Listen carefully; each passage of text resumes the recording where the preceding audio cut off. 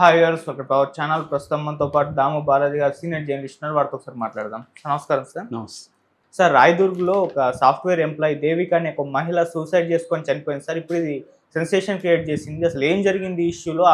అమ్మాయి ఎందుకు సూసైడ్ చేసుకుంది? మరి పేరెంట్స్ ఏం చెప్తున్నారు? మరి దీనిపైన మీ ఒపీనియన్ సార్? నిన్న దేవిక అనే అమ్మాయి ప్రశాంతి హిల్స్లో తన అపార్ట్మెంట్లో ఊరేసుకొని చనిపోయింది.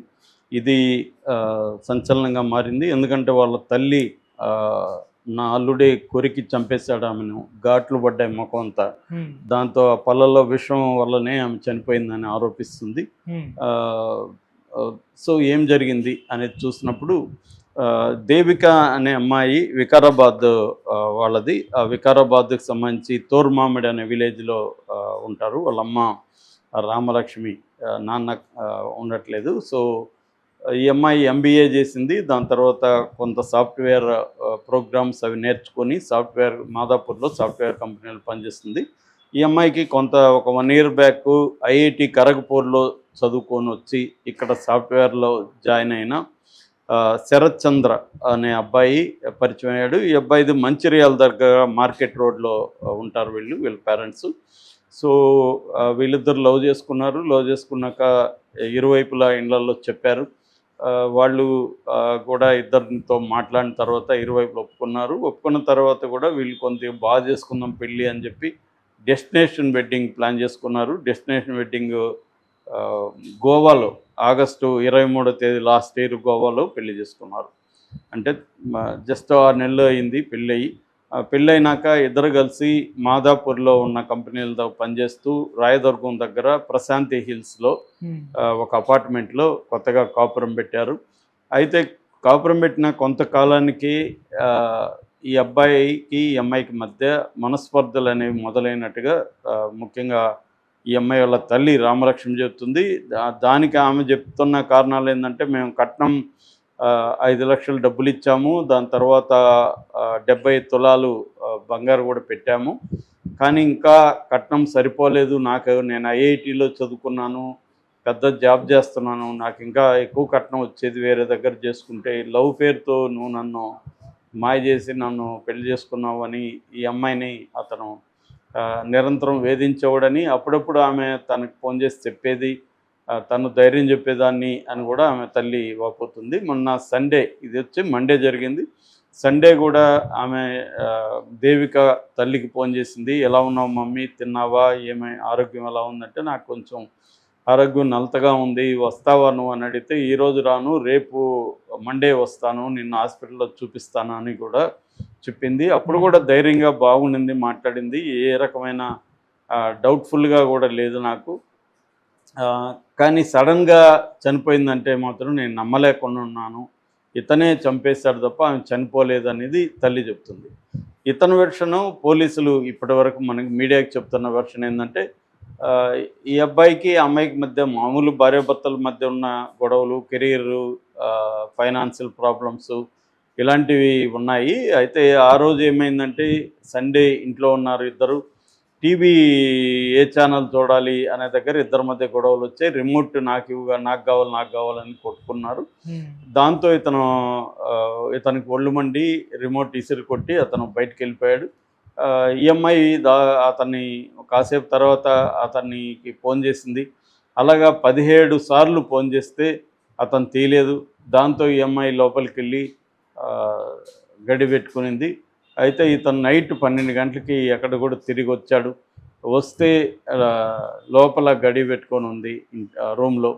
సరే, ఇతను లోపల పడుకుందేమో, 12 అయింది కదా, పడుకుందేమో అనుకొని తనేం పట్టించుకోకుండా ఇతను వెళ్ళి తన పాటికి తన బెడ్రూమ్లో పడుకున్నాడు.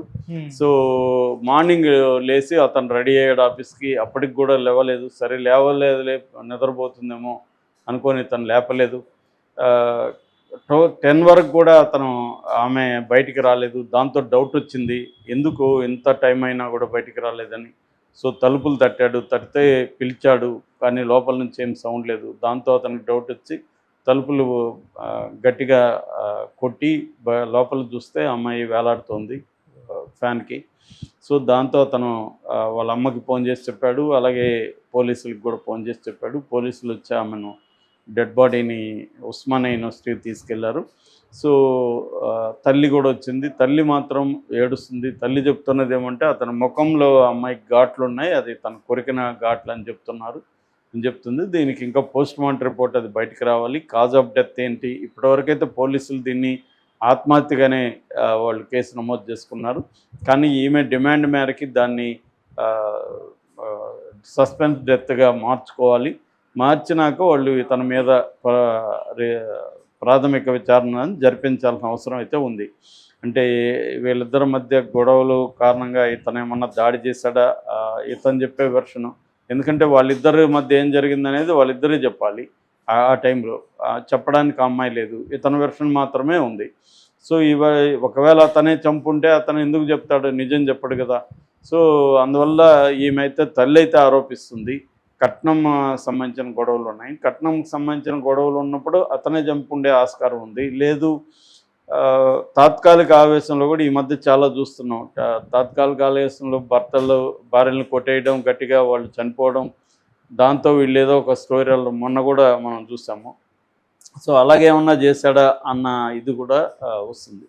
ఏదేమైనా ఓవరాల్గా అంటే ఈ మధ్యకాలంలో మనం చాలా స్టోరీలు చెప్పుకున్నాం. ప్రేమించి పెళ్లి చేసుకుని కూడా వాళ్ళు ఎక్కువ కాలం ఒక అమికబుల్గా ఒక ఫ్రెండ్స్ లాగా ఉండడం అనేది జరగట్లేదు. సో మామూలుగా అందుకే నేను చాలాసార్లు చెప్తున్నా, లవ్ అనేది ఒక ఇల్యూజన్. ఆ ఇల్యూజన్లో పడిపోయి మిగతా విషయాల డిస్కషన్ అనేది ఉండట్లేదు. ముఖ్యంగా స్త్రీలు ఎంటర్ అయ్యేటప్పుడు ఏంటంటే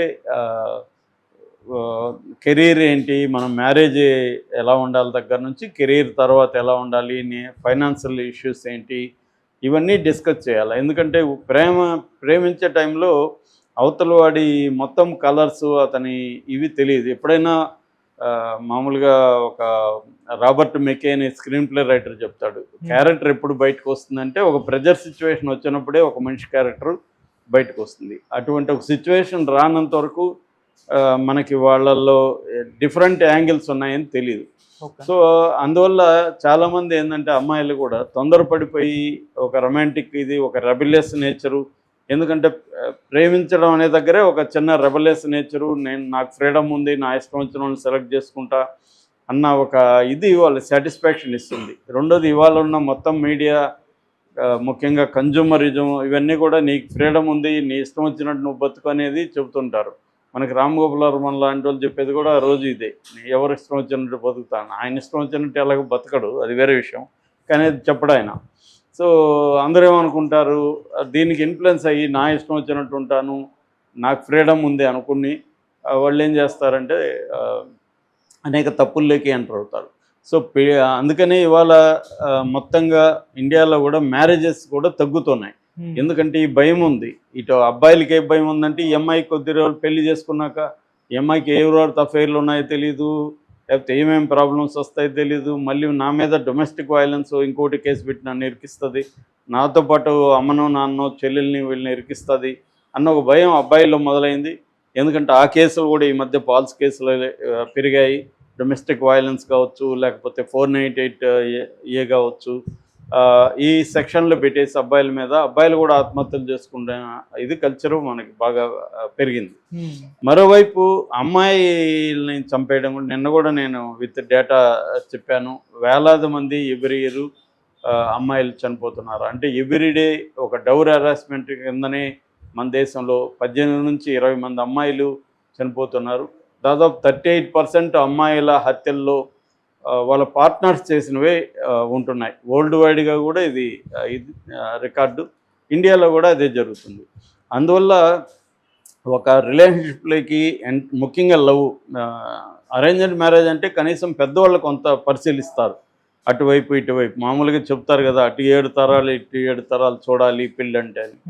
సో అది కనీసం కొంత ఉంటుంది. కానీ సొంతంగా లవ్ చేసి మ్యారేజ్ చేసుకునేటప్పుడు ఎక్కువ సార్లు ఆ లవ్ అనే ఒక ఇల్యూజన్లో ఉండిపోవడం వల్ల అతన్ని చూడాలని, అతను మాటలు వినాలని ఈ అమ్మాయి కోరుకోవడం, వైస్ వెర్సా, ఈ గొడవల్లో ఉంటారు తప్ప మనం పెళ్లి చేసుకున్నాక పరిస్థితులు ఏంటి, ఫైనాన్షియల్ సిచ్యువేషన్ ఏంటి, ఎవరింట్లో ఉండాలి, ఇతరుల వాళ్ళ తల్లిదండ్రుల రోల్ ఏంటి, కెరీర్ పరంగా ఎట్లాంటి నిర్ణయాలు తీసుకోవాలి, పిల్లల్ని కనుక్కోవాలంటే ఏంటి, ఈ విషయాల్ని డిస్కస్ చేసుకోవాలి. లేదు ఒక్కొక్కసారి కౌన్సిలింగ్ కూడా వెళ్ళొచ్చు, కపుల్ కౌన్సిలింగ్ కూడా ఉంది.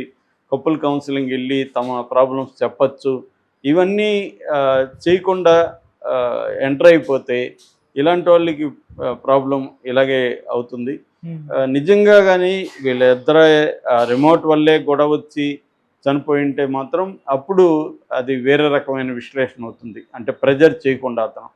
కానీ ఈమె చెప్పేదాన్ని బట్టి తల్లి ఇప్పుడు అబద్ధాలు చెప్పాల్సిన అవసరం ఏముంది ఆమెకి? ఆమె కట్నం గురించి చెప్తుందంటే ఖచ్చితంగా అతను కట్నం డిమాండ్ కూడా చేస్తుండే అవకాశం ఉంది. ఈ మధ్య అబ్బాయిలు పెళ్ళి లవ్ మ్యారేజ్ చేసుకున్నా కూడా కట్నాల తర్వాత వాళ్ళకి, ఎందుకంటే మనం బయట ఎవరు చెప్తారు నీకెంత కట్నం వచ్చేదిరా అని. సో అది చూసి అవును కదా, నేను తక్కువలో ప్రేమ అని చెప్పి మోసపోయాను, నాకు ఎవరైతే ఏముంది పెళ్లి చేసుకోవడానికి, లవ్ అనేది పోతుంది. 4 రోజుల తర్వాత లవ్ అనే ఒక ఇల్యూజన్ పోతుంది. ఇల్యూజన్ పోయినాక హార్డ్ రియాలిటీసే ముందుకు వస్తాయి. హార్డ్ రియాలిటీస్లో ప్రధానమైంది ఫైనాన్షియల్ సమస్యలు. అవి వచ్చినప్పుడు గొడవలు, ఇంకా వీడు అసంతృప్తిలో ఉంటాడు. ఈ అమ్మాయి నువ్వేమో అప్పుడు అన్ని కథలు చెప్పావు, ఇప్పుడు వచ్చి కట్నం అంటున్నావు, ఈ అమ్మాయి ఇలా వెళ్ళిపోతుంది. అంటే ఇద్దరి మధ్య ఉన్న అట్రాక్షను కొద్ది కాలానికి ఎవాపరేట్ అవుతుంది. జనరల్గా ఎక్కువ కాలం నివసించాలంటే పరస్పరం రెస్పెక్టు, ఒక ఫ్రెండ్లీ అట్మాస్ఫియర్ ఉండాలి ఇద్దరి మధ్య. అది ప్రధానంగా ఉంటుంది. అట్రాక్షన్ అనేది సెకండరీగా మారిపోతుంది. అట్రాక్షన్ ఎల్లకాలం ఉండదు. ఇవి ఉన్నప్పుడే అది లాంగ్ టర్మ్లో ఉంటారు.